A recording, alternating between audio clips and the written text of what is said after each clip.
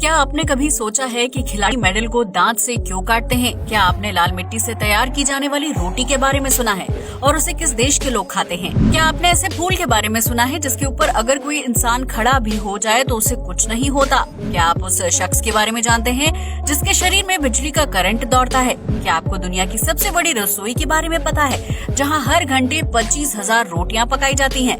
या फिर क्या आपने उस टी स्टॉल के बारे में सुना है जिसे बहुत जल्द पर्यटन स्थल के रूप में तब्दील किया जाने वाला है?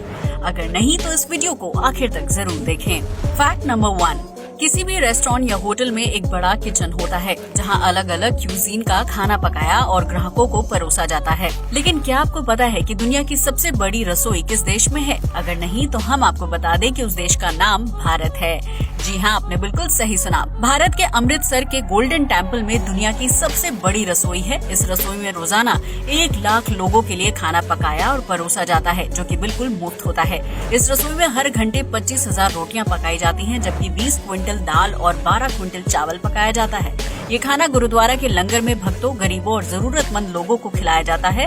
इसके अलावा इस रसोई में कई लीटर चाय भी बनाई जाती है। यही वजह है कि दुनिया की सबसे बड़ी रसोई का खिताब किसी रेस्टोरेंट या होटल के पास नहीं बल्कि गोल्डन टेम्पल के पास है। फैक्ट नंबर 2, आज तक आपने यही देखा और सुना होगा कि इंसान के शरीर में खून का रंग लाल होता है, जो पूरी बॉडी को जरूरी पोषक तत्व पहुंचाने का काम करता है। लेकिन क्या आपको पता है कि इंसान के शरीर में इस खून का रंग हरा भी हो सकता है, जो एक बहुत ही दुर्लभ बीमारी है। इस बीमारी को सल्फेमोग्लोबिनीमिया के नाम से जाना जाता है, जिसमें इंसान के खून में हरे रंग का तत्व पैदा होने लगता है। इस कंडीशन में इंसान के शरीर का रंग धीरे धीरे हरा होता चला जाता है, जिसके बाद उस खून का दोबारा लाल होना नामुमकिन होता है। हालांकि ये कोई घातक बीमारी नहीं है, लेकिन इसका अब तक कोई कारगर इलाज नहीं ढूंढा गया है। ऐसे में हरे रंग के खून की वजह से बॉडी में ऑक्सीजन की कमी होने लगती है, क्योंकि ऐसा खून शरीर को पर्याप्त मात्रा में ऑक्सीजन की सप्लाई नहीं कर पाता है। इस स्थिति में पीड़ित को घबराहट, हार्ट अटैक और सांस लेने में तकलीफ होती है, जिसे दवाइयों की मदद से कम किया जा सकता है। ये बीमारी उस व्यक्ति को भी हो सकती है जिसके शरीर में खून की मात्रा बेहद कम होती है।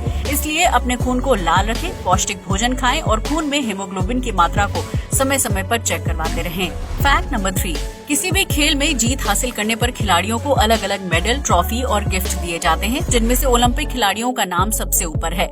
जब कोई खिलाड़ी ओलंपिक गेम्स में अपने देश के लिए मेडल जीत कर आता है तो वो उस मेडल को दांतों से बाइट करता है। लेकिन क्या आपने कभी सोचा है कि खिलाड़ी मेडल को दांत से क्यों काटते हैं? क्या ये जीत की फोटो खिंचवाने के लिए एक पोज होता है? जी नहीं, ऐसा बिल्कुल नहीं है।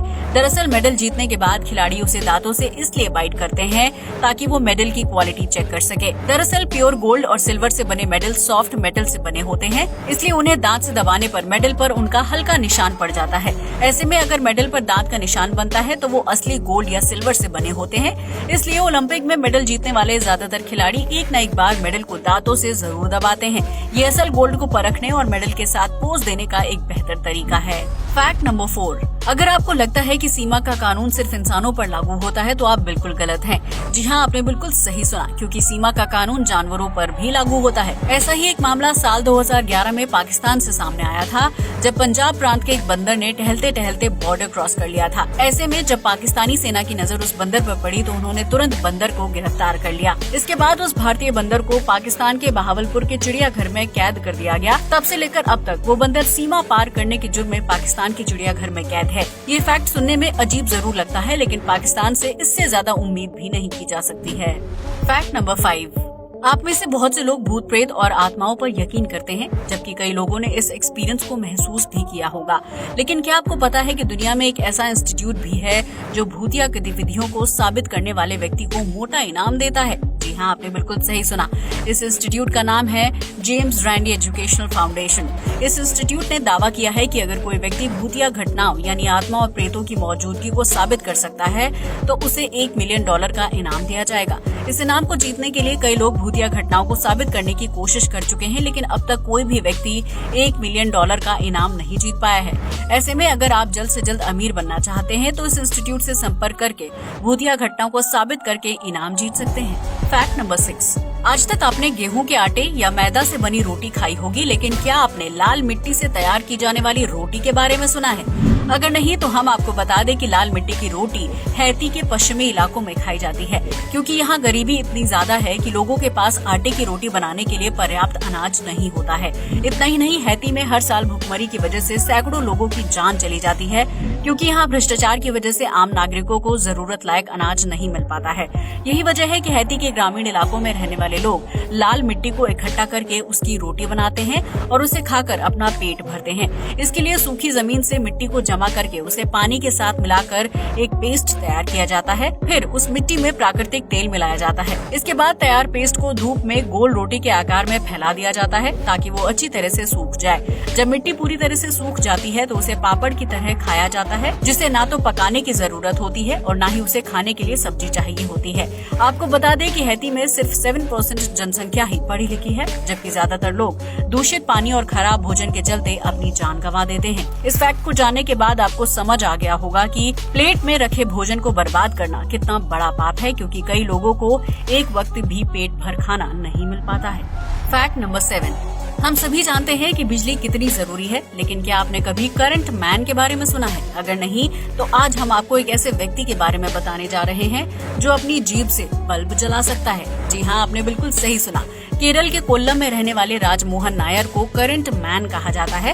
राजमोहन के शरीर पर हाई वोल्टेज बिजली का कोई असर नहीं होता है। इतना ही नहीं, उनके शरीर में 0.25 एम्पियर का करंट भी दौड़ता है। वो अपनी जीभ पर तार लगाकर बल्ब जलाने और पंखा चलाने का काम करते हैं, जबकि तारों के जरिए अपने शरीर को मेन लाइन से जोड़ देते हैं। दरअसल राजमोहन के शरीर में 7 साल की उम्र से ही बिजली के करंट का असर नहीं होता था। ऐसे में जब उनकी मां की मौत हुई तो वो डिप्रेशन में चले गए। इसके बाद राजमोहन ने बिजली के ट्रांसफार्मर पर चढ़कर आत्महत्या करने की कोशिश की थी, लेकिन हाई वोल्टेज तारों को पकड़ने के बाद भी उन्हें कुछ नहीं हुआ था। बल्कि इस घटना के बाद राजमोहन का इम्यून सिस्टम बिजली के प्रति मजबूत हो गया था, जिसकी वजह से उनको बिजली के झटके महसूस नहीं होते हैं और वो करंट वाली तारों को अपने शरीर पर लपेट लेते हैं। राजमोहन के शरीर पर दौड़ने वाले करंट से बिजली के कई उपकरण चल सकते हैं, जिसकी वजह से उन्हें कई शोज में अपना अनोखा टैलेंट दिखाने का मौका मिल चुका है। क्या आपने इससे पहले करंट मैन राजमोहन के बारे में सुना था? हमें कमेंट बॉक्स में जरूर बताएं।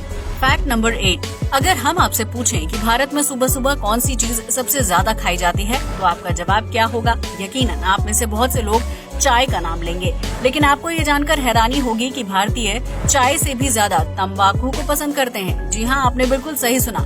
भारत में लगभग 60% लोग सुबह उठने के आधे घंटे बाद ही तंबाकू खाना पसंद करते हैं। ये आंकड़ा उन लोगों का है जो सुबह उठने के साथ ही अपने मुंह में तंबाकू दबा लेते हैं, जबकि अगर पूरे भारत में तंबाकू खाने वाले लोगों की गिनती की जाए तो ये आंकड़ा बीड़ी और सिगरेट को भी फेल कर देगा। ये हाल तब है जब तंबाकू खाने से कैंसर जैसी घातक बीमारी होती है और इसकी वजह से लोगों को अपने मुंह, जबड़े और गले का ऑपरेशन तक करवाना पड़ता है। हालांकि इसके बाद भी लोग अपनी जान को खतरे में डालकर रोज सुबह तंबाकू खाना पसंद करते हैं। फैक्ट नंबर 9, आज तक आपने फूलों की कई प्रजातियां देखी होंगी जो बहुत ही खूबसूरत और मनमोहक होते हैं, लेकिन क्या आपने कभी ऐसे फूल के बारे में सुना है जो इंसान का वजन आसानी से झेल सकता है? अगर नहीं तो जानिए विक्टोरिया अमेजोनिका के बारे में, जो कि एक बड़े आकार का वाटर लिली है। ये फूल मुख्य रूप से साउथ अमेरिका और गुआना में नदी और तालाब में खिलता है, जिसकी पत्तियां गोलाकार और काफी मजबूत होती हैं। इस जाइंट लिली के पत्ते 6 से 9 फीट तक बड़े हो सकते हैं, जिनके ऊपर एक वयस्क इंसान आराम से बैठ सकता है। इस फूल के पत्ते बिल्कुल किसी गोलाकार नाव की तरह दिखाई देते हैं, जो नदी में चारों तरफ फैले रहते हैं। जाइंट वाटर लिली के पौधे में 8 बड़े सफेद और पिंक कलर के फूल आते हैं, जिसकी खूबसूरती और खुशबू देखते ही बनती है। ऐसे में अगर आप भी इस जाइंट लिली के पौधे की सवारी करना चाहते हैं तो आपको साउथ अमेरिका जाना होगा। फैक्ट नंबर 10, आपने चाय के स्टॉल में कभी न कभी चाय तो जरूर पी होगी, लेकिन क्या आपने कभी चाय के स्टॉल को पर्यटन स्थल में तब्दील होते देखा है? अगर नहीं तो गुजरात के वडनगर में एक चाय के स्टॉल को पर्यटन स्थल में तब्दील किया जा रहा है, क्योंकि इस स्टॉल पर कभी प्रधानमंत्री मोदी चाय बेचा करते थे। ये चाय का स्टॉल सालों से बंद था। ऐसे में पर्यटन मंत्रालय ने प्रधानमंत्री नरेंद्र मोदी की बढ़ती लोकप्रियता को देखते हुए उसे पर्यटन स्थल में बदलने का फैसला लिया है। इस टी स्टॉल के साथ कोई छेड़छाड़ नहीं की जाएगी, बल्कि उसे सिर्फ कांच के एक ग्लास में चारों तरफ से कवर कर दिया जाएगा। वडनगर रेलवे स्टेशन पर मौजूद प्रधानमंत्री के इस टी स्टॉल को देखने के लिए देश से नहीं बल्कि विदेशों से भी यात्रियों के आने की उम्मीद जताई जा रही है। अब ये देखना दिलचस्प होगा कि प्रधानमंत्री का ये टी स्टॉल कितना बेहतरीन पर्यटन स्थल साबित होता है। आज के लिए बस इतना ही। वीडियो अच्छा लगा हो तो इसे लाइक और शेयर करें, साथ ही हमारे चैनल को भी सब्सक्राइब करें। जय हिंद दोस्तों।